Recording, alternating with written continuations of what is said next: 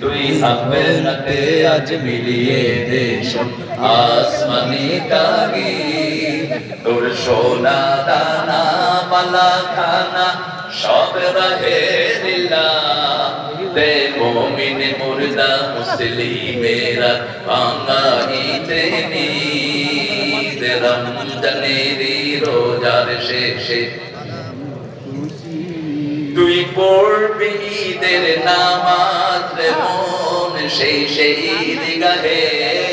যে ময়দানে সব গাজী মুসলিম হয়েছে শহীদ শহীদ হতে চান তো মুসলমান ইনশাআল্লাহ।